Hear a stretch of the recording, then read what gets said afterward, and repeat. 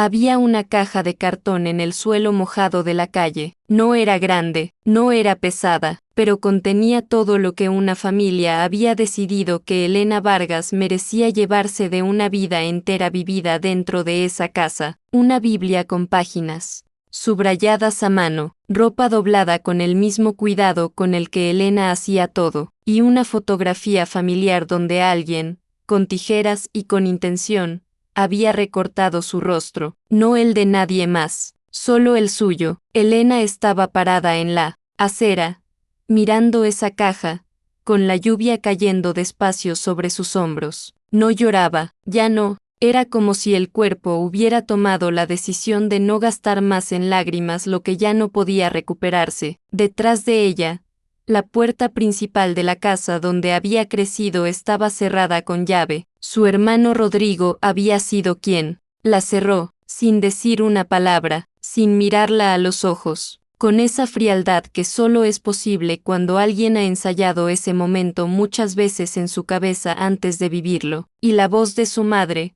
apagada pero firme, había llegado desde el otro lado del vidrio como una sentencia que no admitía apelación. Para nosotros, ya no existes. 7 palabras, 34 años borrados. Lo extraño es que esa noche no había comenzado con gritos. No hubo platos rotos ni acusaciones levantadas a un volumen que los vecinos pudieran escuchar. Todo fue mucho más silencioso, mucho más calculado, y por eso mismo, mucho más doloroso. Su padre, don Aurelio Vargas, había muerto 3 semanas antes. Un hombre conocido en su comunidad, respetado, diácono de su iglesia durante más de 20 años. Un hombre que cuando caminaba por la calle, la gente saludaba con genuina admiración. Elena lo había amado, con toda la complejidad que eso significaba, con todo lo que sabía de él y con todo lo que había elegido callar. La reunión familiar.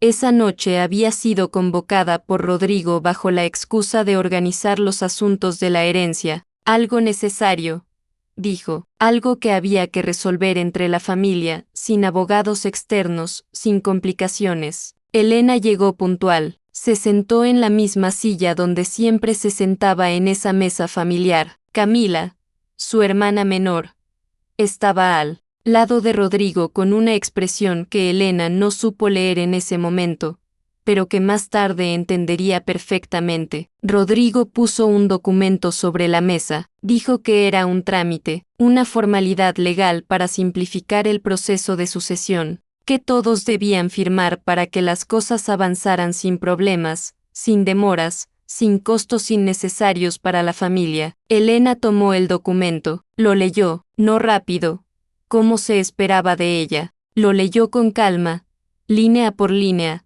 con esa costumbre que tenía desde niña de no firmar nada que no comprendiera completamente, y en las letras pequeñas, en esa sección que la mayoría de las personas salta porque confía en quien se lo pide, Elena encontró algo que no entendió del todo, pero que le generó una sensación física en el pecho, algo que se apretó de golpe y no la dejó respirar normal. No firmó, eso fue todo, no acusó a nadie, no levantó la voz. Simplemente dijo que necesitaba tiempo para revisar el documento con más cuidado antes de estampar su firma. Lo que vino después fue una transformación que Elena no esperaba. Rodrigo cambió de tono en cuestión de segundos. Su madre, que había estado callada, de pronto encontró palabras que Elena nunca le había escuchado usar contra ella. Camila bajó los ojos, pero no dijo nada para defenderla. Le dijeron que era codiciosa, que siempre había sido diferente, y no en el buen sentido, que su padre en paz descansara había sufrido por su actitud toda la vida, que había algo en ella que nunca había encajado con los valores de la familia. Cada palabra caía como si hubiera estado guardada durante años, esperando exactamente este momento para salir. Elena intentó hablar, los interrumpió 2 veces. La tercera vez ya no lo intentó, porque había algo en el rostro de su madre, en ese instante, que le dijo lo que ninguna palabra le habría podido decir con tanta claridad. Esto no era una discusión, Esto ya estaba decidido antes de que ella llegara. Le dieron 20 minutos para recoger lo que pudiera. Rodrigo la acompañó hasta su cuarto, no por cortesía, sino para asegurarse de que no tomara nada que ellos consideraran que no le pertenecía. Elena no discutió, tomó su ropa, su Biblia, algunos documentos personales, y salió. La caja la armó ella misma, y ahora estaba en la acera, bajo la lluvia, a los 34 años, con una caja de cartón y ningún lugar a donde ir esa noche. Lo que nadie veía desde afuera era lo que pasaba dentro de ella. No era solo tristeza, era algo más parecido a una pregunta que no tenía respuesta todavía. Una pregunta que se repetía sin parar mientras el agua le empapaba el cabello y los hombros. ¿Qué decía ese documento que no debía ver? Elena no lo sabía aún. Solo sabía que algo en esas letras pequeñas había activado una alarma en algún lugar profundo de ella, y que esa alarma, esa negativa a afirmar sin entender, le había costado su familia en menos de una hora. Levantó la caja del suelo mojado, la sostuvo contra su pecho, y empezó a caminar, sin rumbo fijo, sin un plan, pero con algo que, aunque ella no lo reconocería hasta mucho después, la mantendría en pie durante todo lo que estaba por venir, porque en el bolsillo de su abrigo llevaba el teléfono celular de su padre, que alguien había puesto en la caja, sin darse cuenta de lo que contenía, un teléfono bloqueado, con un mensaje de voz sin escuchar, grabado en las últimas horas de vida de un hombre que sabía exactamente lo que iba a pasar después de su muerte, y que había elegido a Elena, solo a Elena, para escucharlo. Para entender por qué esa noche en la acera no destruyó a Elena, hay que entender quién era Elena antes de esa noche, y para eso, hay que regresar a la niña que creció en esa misma casa, en esa misma mesa familiar, aprendiendo, desde muy pequeña que en la familia Vargas había reglas que no estaban escritas en ningún lado pero que todos conocían perfectamente. La primera regla era simple: la apariencia lo es todo. Don Aurelio Vargas había construido su vida sobre esa idea. La casa siempre limpia, la ropa siempre planchada, los hijos siempre bien presentados en la iglesia cada domingo. La familia Vargas era un ejemplo, y ser un ejemplo significaba que ciertos temas no se hablaban, ciertos errores no se nombraban, y ciertas preguntas simplemente no se hacían. Rodrigo aprendió esa regla antes que nadie, la absorbió como si fuera el aire de esa casa. Desde joven supo moverse dentro de los límites sin rozarlos, sin cuestionarlos, sin necesitar entenderlos, solo cumplirlos, y eso lo convirtió en él favorito sin que nadie tuviera que decirlo en voz alta. Camila, la menor, aprendió algo diferente. Aprendió que si sonreías en el momento correcto y llorabas en el momento correcto, la gente rara vez te miraba con demasiada atención. Era una forma de sobrevivir que también funcionaba, pero Elena era distinta. Elena hacía preguntas, no porque quisiera causar problemas, sino porque genuinamente no entendía por qué las cosas tenían que ser de cierta manera y nadie podía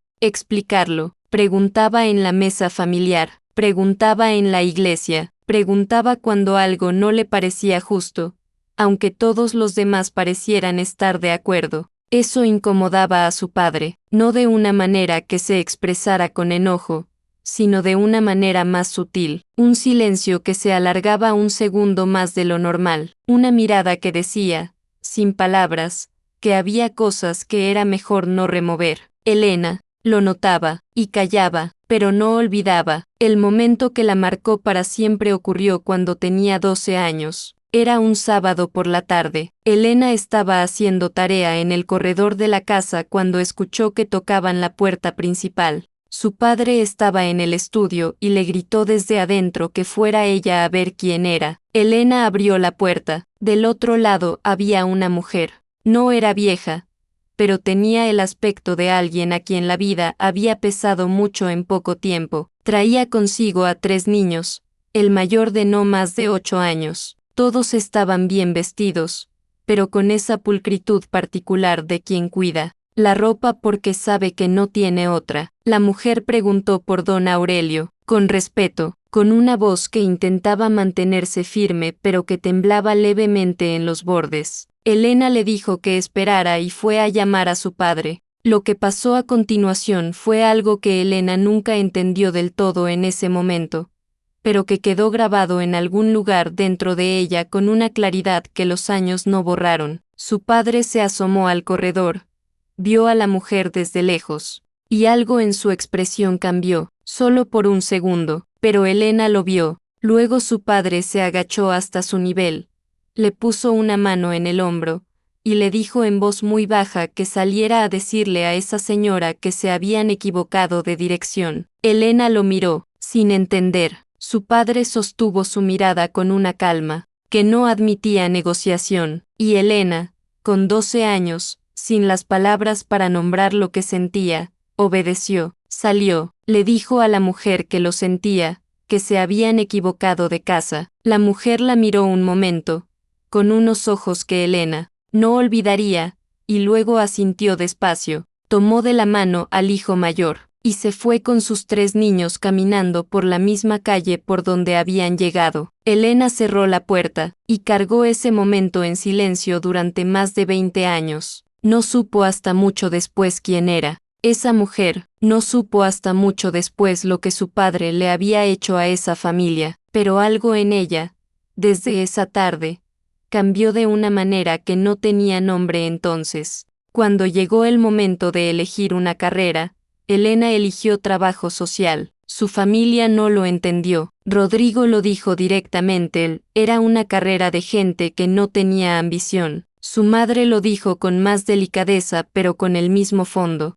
¿Qué para qué tanto sacrificio en la universidad si al final iba a ganar tan poco? Elena no discutió. Sabía que no podría explicarlo de una manera que tuvieran la disposición de escuchar, porque la verdad era que Elena no había elegido esa carrera pensando en el dinero ni en el reconocimiento. La había elegido porque necesitaba, de alguna manera que no sabía articular completamente, reparar algo. No sabía qué exactamente, no sabía cómo exactamente, pero sentía que debía hacerlo. Con los años, Elena se convirtió en una trabajadora social dedicada. Llegaba temprano, se quedaba tarde, escuchaba a las personas que atendía con una atención que muchas de ellas decían nunca haber recibido de nadie. Sus compañeros la admiraban, sus jefes la valoraban. Las personas que pasaban por la fundación donde trabajaba a veces la recordaban años después y volvían solo para decirle gracias. Pero en su casa familiar,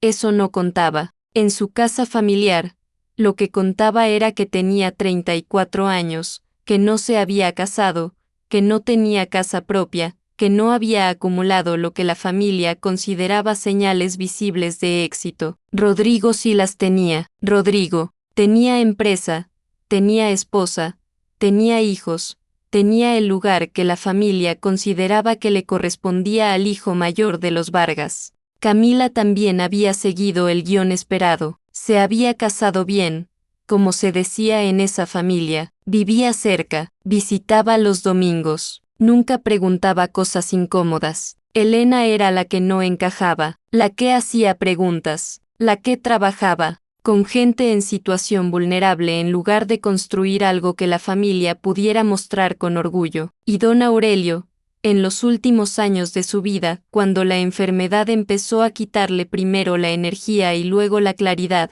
comenzó a buscar a Elena con más frecuencia que a los otros dos. No lo decía directamente, no era un hombre de palabras directas, pero la llamaba a su cuarto con pretextos pequeños. Le pedía que le leyera algo, que le explicara cómo funcionaba tal o cual cosa en su teléfono, que se quedara un rato sentada con él aunque no hablaran de nada en particular. Elena lo hacía, sin hacer preguntas, sin pedir explicaciones, porque a pesar de todo lo que sabía, a pesar de ese sábado con 12 años y la mujer en la puerta, Elena amaba a su padre, con toda la complejidad que ese amor cargaba, con todo el peso de lo que nunca se habló entre ellos y que sin embargo los dos sabían que estaba ahí. Había algo que don Aurelio nunca pudo decirle en vida, algo que guardó hasta el final, hasta que ya no tuvo más tiempo para guardarlo, y lo único que pudo hacer fue dejar un mensaje grabado en un teléfono bloqueado,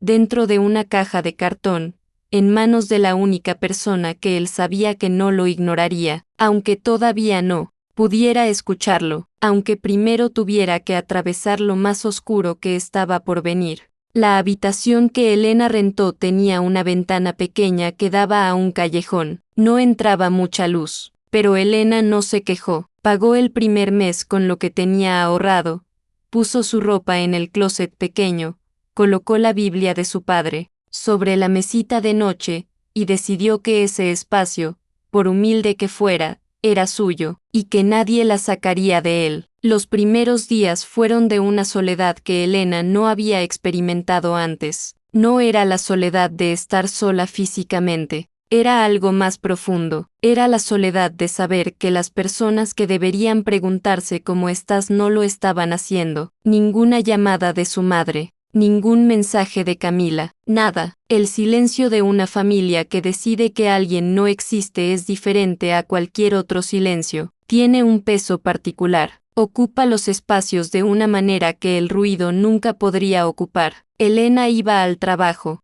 atendía a las personas en la fundación, escuchaba sus historias, gestionaba sus casos, llenaba formularios, hacía llamadas, y en todo ese tiempo, mantenía una calma exterior que sus compañeros interpretaban como fortaleza, pero que por dentro era algo más parecido a un esfuerzo constante por no derrumbarse en un lugar público. Llegaba a su habitación por las noches y entonces sí se permitía sentir. No siempre lloraba. A veces solo se sentaba en el borde de la cama y dejaba que el cansancio fuera lo que fuera, un cansancio que no era solo del cuerpo, era el cansancio de cargar algo invisible que nadie más podía ver. Fue en la tercera semana cuando las cosas comenzaron a empeorar de una manera que Elena no anticipó. Empezó con pequeñas señales. Una conocida de la iglesia que normalmente la saludaba con calidez cuando se cruzaban, de pronto la vio desde lejos y desvió el camino. Un vecino del barrio donde había crecido que la encontró en la tienda y le respondió con monosílabos donde antes había conversación. Elena lo notó, pero se dijo a sí misma que quizás era coincidencia, que quizás estaba interpretando mal las cosas porque estaba sensible, pero no era coincidencia. Rodrigo había estado trabajando en silencio desde el mismo día en que cerró esa puerta con llave. No lo hizo con escándalos, no publicó nada abiertamente, lo hizo de la manera más efectiva y más difícil de combatir, conversación por conversación, en voz baja, con esa autoridad tranquila que da el apellido y la posición social. Llamó al pastor de la iglesia donde Elena servía como voluntaria los sábados por la tarde. No acusó, insinuó, dijo que la familia estaba preocupada por ella, que había habido un episodio difícil después de la muerte del padre, que Elena no estaba bien, que había dicho cosas que no eran ciertas, que había actuado de maneras que los habían obligado a tomar distancia por el bienestar de todos. El pastor lo escuchó. Era un hombre bueno, pero era también un hombre que conocía a los Vargas desde hacía muchos años, que había celebrado los logros de esa familia desde el púlpito, que tenía una imagen de don Aurelio que no estaba dispuesto a cuestionar. Elena recibió una llamada del coordinador de voluntarios 2 días después. Le dijeron que por el momento no era necesaria su presencia, que le avisarían cuando hubiera disponibilidad nuevamente. No le dieron ninguna razón específica. Elena se quedó con el teléfono en la mano después de esa llamada, mirando la pared de su habitación pequeña, sintiendo algo que no era exactamente tristeza. Era una sensación más parecida a la de cuando el suelo se mueve levemente bajo los pies y uno no está seguro de si realmente ocurrió o si fue la imaginación. Pero ocurrió. Una semana después, Marcela, su amiga más cercana de los últimos 4 años, dejó de responder sus mensajes. Primero tardaba más de lo normal, luego respondía con frases cortas, luego no respondió más. Elena le escribió una última vez, un mensaje simple, solo para saber si estaba bien. Marcela no respondió nunca. Fue la terapeuta de Elena, a quien seguía viendo cada 2 semanas, quien le puso palabras a lo que estaba viviendo. Le explicó con cuidado, con esa delicadeza que tienen los profesionales, cuando deben decir algo que duele, que lo que Elena describía tenía un nombre, que cuando una familia trabaja de manera sistemática para aislar a uno de sus miembros, para dañar su reputación, para cortar sus vínculos externos, eso no es un accidente ni una coincidencia, es un patrón, y ese patrón siempre tiene un propósito. Elena escuchó en silencio, luego preguntó cuál era el propósito. La terapeuta le devolvió la pregunta, le preguntó qué creía ella que su familia tenía para ganar dejándola sola, sin aliados, sin nadie que la escuchara o le creyera. Elena no respondió en voz alta, pero algo dentro de ella empezó a moverse, como una pieza de un rompecabezas que uno ha estado sosteniendo en la mano sin saber dónde va, y de pronto encuentra su lugar. El documento, las letras pequeñas, lo que no firmó. Esa noche, de regreso, en su habitación, Elena abrió su computadora y buscó información sobre los tipos de documentos legales que se usaban en procesos de herencia. No sabía exactamente qué buscar, pero buscó, leyó, tomó notas en un cuaderno pequeño con letra apretada. No dormía bien, comía lo suficiente para funcionar, pero no más que eso. Sus compañeros de trabajo comenzaron a preguntarle si estaba bien con esa manera indirecta que tiene la gente cuando nota que algo no está bien pero no quiere meterse demasiado. Elena les decía que sí, que estaba bien, que era el proceso natural de perder a un padre, y en parte era verdad, pero solo en parte. Fue un martes por la noche cuando encontró en una red social la fotografía. La había publicado Camila, una imagen de toda la familia reunida en la casa, alrededor de la misma mesa donde habían echado a Elena hacía menos de un mes, todos vestidos de manera elegante pero no exagerada, esa elegancia calculada de quien sabe que la foto va a verse. Rodrigo estaba en la cabecera, el lugar que siempre había sido de su padre. Su madre estaba sentada con las manos cruzadas sobre la mesa, con esa expresión serena que Elena conocía bien, la expresión que su madre usaba cuando quería transmitir dignidad. Camila había escrito, debajo de la foto, juntos en el dolor, la familia es todo. La foto tenía cientos de respuestas, gente de la iglesia, vecinos, conocidos de toda la vida, todos expresando admiración por la fortaleza de esa familia, todos hablando de lo mucho que había amado don Aurelio a los suyos, todos diciendo que era un ejemplo de unidad y de fe. Elena no aparecía mencionada en ningún comentario, era como si nunca hubiera existido dentro de esa familia. Se quedó mirando la pantalla más tiempo del que debería, no por masoquismo, sino porque había algo en esa imagen que su mente necesitaba procesar completamente, necesitaba entender el tamaño real de lo que enfrentaba, necesitaba ver con claridad, sin suavizarlo ni exagerarlo, lo que su familia había decidido hacer. Cerró la computadora, se quedó sentada en la oscuridad de su habitación durante un buen rato, y entonces recordó el teléfono de su padre que había estado guardado en el cajón de la mesita de noche desde el primer día, que había intentado encender 2 veces y que pedía una contraseña que ella no tenía, que cargaba un mensaje de voz sin escuchar que llevaba semanas esperando. Lo tomó, lo encendió, intentó varias combinaciones que podrían haber sido la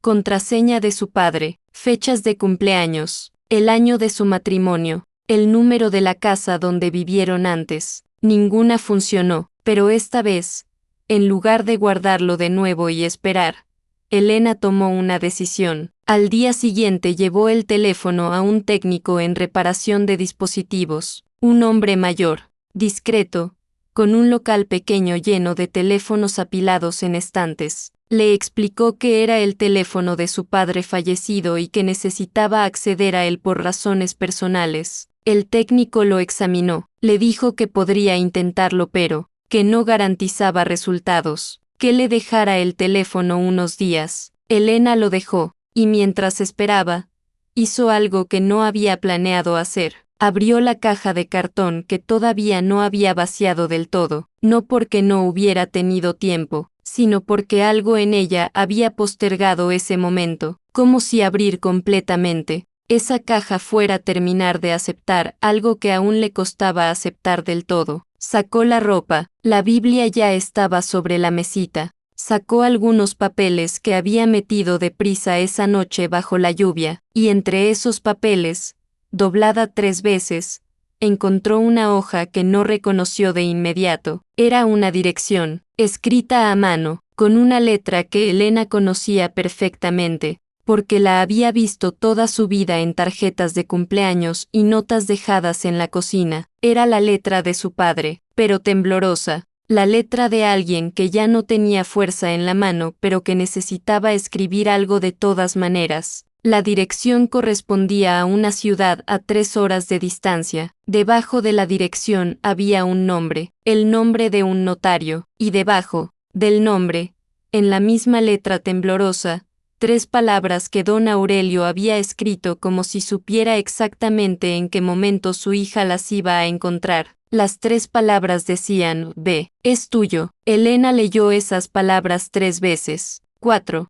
Las sostuvo entre las manos como si el papel fuera frágil, como si apretarlo demasiado pudiera hacerlas desaparecer. No sabía todavía lo que encontraría al final de esa dirección. No sabía el tamaño de lo que su padre había preparado en silencio mientras todos creían que simplemente se estaba muriendo, pero sabía, con una certeza que no necesitaba explicación, que tenía que ir. Elena tomó el primer autobús que salía a las 6 de la mañana. No le dijo a nadie a dónde iba. No había nadie a quien decírselo. Llevaba la hoja doblada en el bolsillo de su abrigo, la misma que había encontrado entre los papeles de la caja, con la dirección escrita con la letra temblorosa de su padre. 3 horas mirando por la ventana del autobús. El paisaje cambiando despacio. Ciudades pequeñas, carreteras largas. El cielo de esa mañana gris pero sin lluvia. Elena no durmió durante el viaje, no intentó hacerlo. Tenía la cabeza demasiado ocupada con preguntas que todavía no tenían respuesta, y con algo más difícil de nombrar, una mezcla de miedo y de algo parecido a la esperanza, que no quería alimentar demasiado por si resultaba ser solo eso, esperanza sin sustento. Llegó a la ciudad pasadas las 9, buscó la dirección en su teléfono, caminó 15 minutos por calles que no conocía hasta llegar a un edificio sencillo, de 2 plantas, con una placa de metal al lado de la puerta que decía el nombre del notario. Empujó la puerta. La recepcionista la miró desde detrás de un escritorio ordenado y le preguntó si tenía cita. Elena dijo que no, pero que venía por asuntos relacionados con don Aurelio Vargas, que era su hija. Hubo un momento breve. La recepcionista levantó el teléfono interno, habló en voz baja, y luego miró a Elena con una expresión que mezclaba profesionalismo y algo más difícil de identificar. Le dijo que esperara un momento. El notario apareció menos de 2 minutos después. Era un hombre de unos 60 años, con lentes pequeños y una manera de moverse que transmitía calma, pero cuando vio a Elena, algo en su expresión cambió. No fue sorpresa exactamente, era más parecido al alivio, el alivio de alguien que ha estado esperando que algo suceda y por fin sucede. Le extendió la mano, le dijo su nombre, y luego dijo algo que Elena no esperaba. Le dijo que llevaban semanas esperando que alguien de la familia viniera, que había instrucciones específicas relacionadas con su nombre, y que si ella no hubiera aparecido en los siguientes 2 días, el contenido de lo que su padre había dejado debía ser enviado directamente al juzgado civil. Elena lo miró sin hablar. El notario la invitó a pasar a su oficina. Se sentaron. Sobre el escritorio había una carpeta de color beige, cerrada, con el nombre de su padre escrito en la portada. El notario le explicó con cuidado y con paciencia que don Aurelio Vargas había visitado esa oficina por primera vez hacía casi 7 meses, cuando su salud ya estaba deteriorada pero su mente todavía estaba completamente clara, que había venido solo, que había pedido discreción absoluta, y que había dejado instrucciones precisas sobre lo que debía ocurrir después de su muerte. Abrió la carpeta. Dentro había 3 cosas. La primera era un documento legal, un testamento, firmado, fechado, con todos los sellos y certificaciones, que lo hacían completamente válido ante la ley, pero no era el mismo documento que Rodrigo había presentado esa noche sobre la mesa familiar. Era otro, uno diferente, uno que había sido preparado 6 meses antes de que Rodrigo organizara aquella reunión. Elena leyó el documento despacio, el notario no la apresuró, y mientras leía, fue entendiendo, su padre no le dejaba una herencia personal, no era dinero, para ella, no era una propiedad, no era nada que Elena pudiera usar para su propia vida. Lo que don Aurelio le dejaba era el control legal sobre un fondo fiduciario que había creado en silencio durante los últimos años de su vida, alimentado con activos que nadie en la familia conocía, que había separado con cuidado del resto de su patrimonio, y ese fondo tenía un único propósito declarado en el documento con una claridad que no dejaba lugar a interpretaciones. Estaba destinado a reparar una deuda, no una deuda económica cualquiera, una deuda específica, con una familia específica, a quien don Aurelio identificaba con nombre y apellido en el texto, una familia a quien había arruinado décadas atrás al no devolver un préstamo que había recibido en los momentos más difíciles de su vida, cuando todavía estaba construyendo todo lo que después se convertiría en el patrimonio Vargas. Elena dejó de leer por un momento, cerró los ojos, vio de nuevo a esa mujer en la puerta,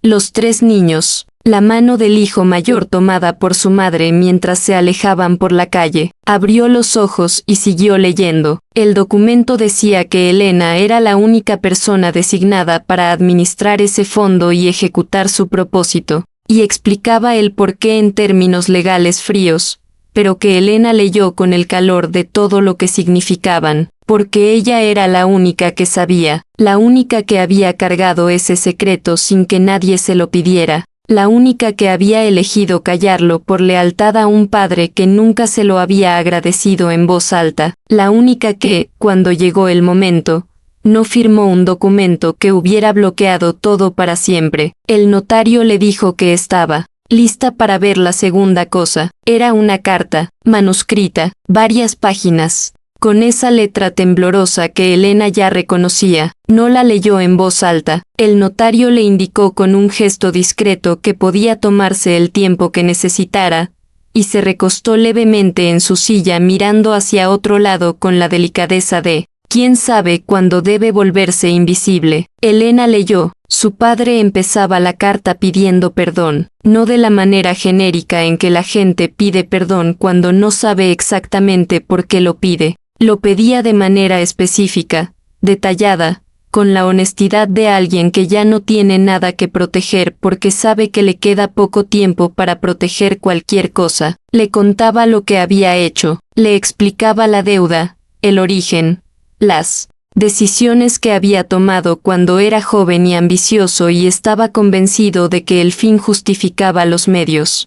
Le hablaba de la mujer que había tocado su puerta ese sábado. Le decía que sabía que Elena había estado ahí, que la había visto desde el corredor, que le había pedido que dijera algo que no era verdad, y que había cargado la culpa de haberle pedido eso a su hija de 12 años durante todos los años que siguieron. Le decía que Elena había sido siempre la más honesta de sus hijos, no la más fácil, no la que hacía la vida más cómoda, pero la más honesta, y que por eso, en el único momento en que pudo intentar hacer algo correcto antes de morir, la había elegido a ella, no porque fuera la más fuerte, sino porque era la única que entendería por qué era necesario. Elena tuvo que detenerse varias veces mientras leía. No lloraba de una manera que se escuchara. Era un llanto silencioso, del tipo que ocurre cuando algo que uno ha cargado durante mucho tiempo, finalmente encuentra un lugar donde posarse. Al final de la carta, su padre escribía algo más. Le decía que Rodrigo sabía del fondo, que lo había descubierto meses antes de su muerte, probablemente revisando documentos que no debía revisar, que el documento que le habían pedido firmar esa noche no era una renuncia a la herencia general, era una renuncia específicamente diseñada para quitarle el control legal sobre ese fondo y transferírselo a Rodrigo. Lo que Rodrigo quería no era la casa ni las cuentas familiares, lo que quería era ese fondo, y lo que quería hacer con él no era cumplir su propósito, era vaciarlo, hacerlo desaparecer, borrar la deuda de la historia familiar como si nunca hubiera existido. Elena terminó de leer la carta, la dobló con cuidado, la sostuvo entre las manos unos segundos, y luego le dijo al notario que estaba lista para ver la tercera cosa. Era un papel pequeño, una nota, con 4 números escritos, la contraseña del teléfono de su padre. El notario le explicó que don Aurelio había insistido en que ese papel estuviera en el sobre, que había dicho que había un mensaje en ese teléfono que Elena debía escuchar, que era lo primero que había grabado, antes de preparar cualquier otro documento, porque necesitaba decirle ciertas cosas de una manera que ningún papel podía reemplazar. Elena sacó el teléfono del bolso, introdujo los 4 números. El teléfono se desbloqueó. Había un único mensaje de voz guardado, grabado hacía 7 meses, la noche antes de su primera visita a esta misma notaría. Elena lo reprodujo. La voz de su padre llenó el silencio de esa oficina pequeña. Era la voz de un hombre enfermo, pero era también la voz de un hombre que había tomado una decisión y hablaba desde ese lugar de claridad que a veces llega cuando ya no queda tiempo para el miedo ni para el orgullo. Le hablaba directamente, la llamaba por su nombre, le decía que si estaba escuchando ese mensaje era porque había llegado hasta donde necesitaba llegar, y que eso no le sorprendía, porque Elena siempre había tenido una perseverancia que él no supo valorar cuando debía haberlo hecho. Le pedía perdón de nuevo, en voz alta, con una emoción en la garganta que el audio no podía ocultar. Le decía que la había visto, siempre, que sabía el peso que había cargado por él, que sabía lo que le había costado dentro de esa familia ser quien era, y que lo sentía, lo sentía profundamente y que ya no tenía forma de compensarlo excepto con lo único que todavía podía hacer, confiarle la verdad. El mensaje duró 4 minutos. Cuando terminó, Elena bajó el teléfono despacio y lo puso sobre el escritorio del notario. El notario la miró, le preguntó con calma si necesitaba un momento. Elena dijo que no, que estaba bien, y era cierto, no en el sentido de que no doliera, dolía de una manera que iba a tardar mucho tiempo en dejar de doler, pero era uno de esos dolores que uno reconoce como necesarios, como los que no destruyen sino que reorganizan algo adentro que estaba en el lugar equivocado. Entonces el notario le explicó algo más. Le dijo que el testamento que su padre había preparado tenía un mecanismo incorporado, una cláusula legal que él mismo había solicitado incluir, asesorado por el notario. Esa cláusula establecía que si el fondo era bloqueado, intervenido, o si alguien intentaba anular el testamento original mediante documentos alternativos, el mecanismo se activaba de manera automática, no porque Elena denunciara a alguien, sino porque así estaba diseñado. El sistema legal, una vez activado ese mecanismo, haría su trabajo solo. Elena escuchó esto en silencio, y lo que sintió no fue satisfacción, no fue alivio en el sentido fácil, fue algo más parecido a la comprensión de que algunas cosas se ordenan solas cuando la verdad finalmente sale a la superficie, que no siempre hace falta empujar, que a veces basta con no bloquearla. Salió de la notaría pasado el mediodía, se sentó en las escaleras de la entrada, El sol había salido mientras estaba adentro y la calle tenía esa luz tranquila de los días que uno recordará aunque no sepa todavía por qué. Sostuvo el teléfono de su padre entre las manos, la carta doblada en el bolsillo, y la dirección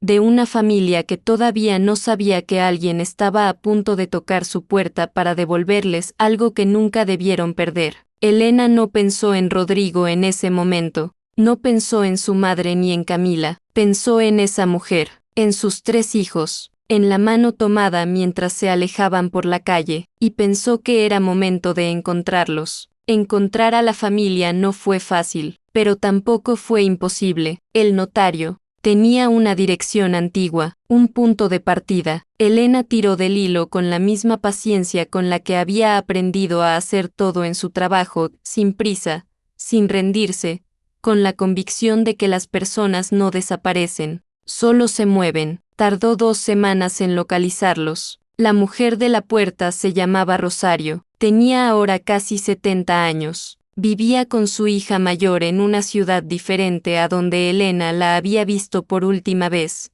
décadas atrás. Los otros 2 hijos estaban dispersos, cada uno construyendo una vida que había tenido que construir sin los recursos que les fueron quitados en el momento en que más los necesitaban. Elena escribió una carta antes de llamar. Necesitaba que supieran quién era antes de escuchar su voz. Necesitaba que tuvieran tiempo para decidir si querían recibirla. Rosario llamó 3 días después de recibir la carta. No dijo mucho en esa llamada, solo preguntó cuándo podía venir Elena. Se encontraron en la casa de la hija mayor, un sábado por la mañana, una casa sencilla, limpia, con plantas en la ventana y el olor a café recién hecho que a Elena le pareció el recibimiento más honesto que alguien podía ofrecer. Rosario era una mujer pequeña, de cabello completamente blanco, con unos ojos que habían visto mucho pero que no habían perdido la capacidad de mirar directamente. Elena se sentó frente a ella, y le dijo la verdad,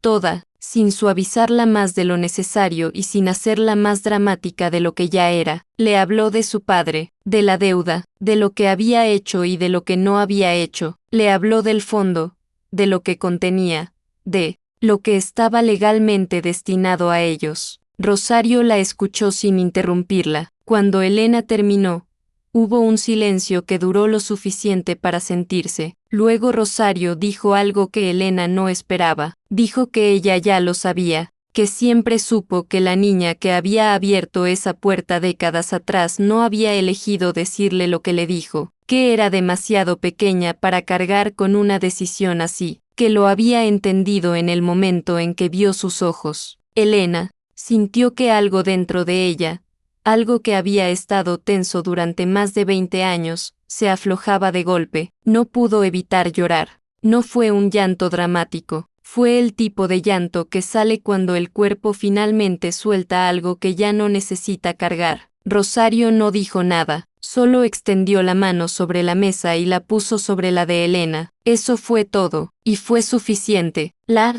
reunión en la notaría con los hijos de Rosario se realizó 2 semanas después. Elena presentó el testamento, explicó el fondo, respondió cada pregunta con transparencia. El proceso legal llevó tiempo, como siempre lleva tiempo, pero avanzó. Elena no tomó nada para sí misma, ni un porcentaje de gestión, ni un reconocimiento formal, nada. Coordinó todo, firmó lo que había que firmar, estuvo presente en cada paso, y cuando todo quedó en orden, se hizo a un lado, porque ese dinero nunca fue suyo, y ella lo sabía desde el principio. Lo que vino después para Rodrigo y Camila ocurrió sin que Elena moviera un solo dedo para provocarlo. El mecanismo que su padre había incorporado al testamento hizo exactamente lo que estaba diseñado para hacer. Las autoridades correspondientes recibieron la documentación automáticamente. Se abrió una investigación por fraude patrimonial relacionada con el intento de anular un testamento legal mediante un documento alternativo. Rodrigo perdió el control de los activos que había intentado apropiarse.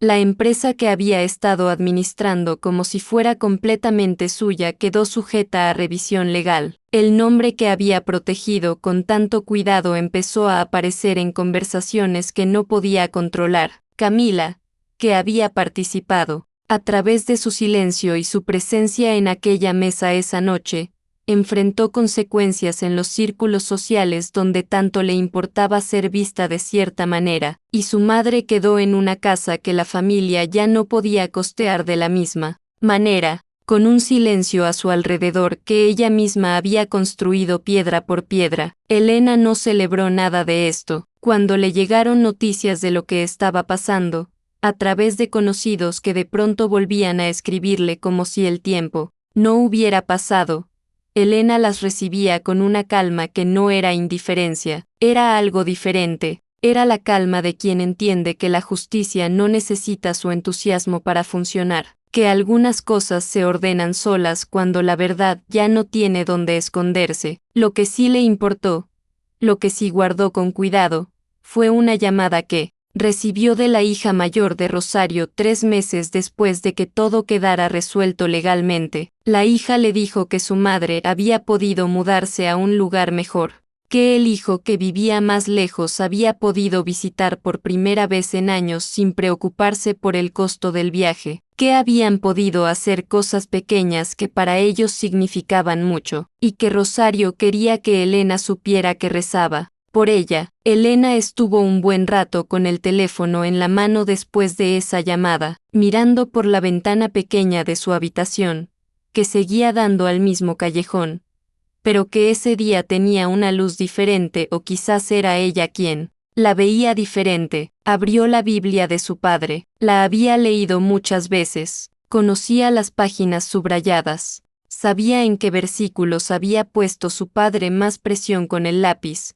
cuáles había rodeado con un círculo, cuáles había marcado con una línea al margen, pero esa tarde fue a una página específica, la que había encontrado marcada, con más cuidado que las otras, el salmo que Rodrigo nunca supo que su padre había subrayado en sus últimas semanas con una mano que ya temblaba pero que aún así apretó el lápiz. No te impacientes a causa de los malignos, porque como la hierba serán pronto cortados. Elena leyó esas palabras, las leyó una vez despacio, luego cerró el libro, tomó la fotografía familiar, la que tenía su rostro recortado con tijeras, la había guardado sin saber muy bien por qué era. Ahora la miraba y entendía que la había guardado porque necesitaba llegar a este momento con ella en la mano, necesitaba mirarla desde este lado de todo lo que había ocurrido. La dobló con cuidado, sin rabia, sin prisa, la colocó dentro de la Biblia,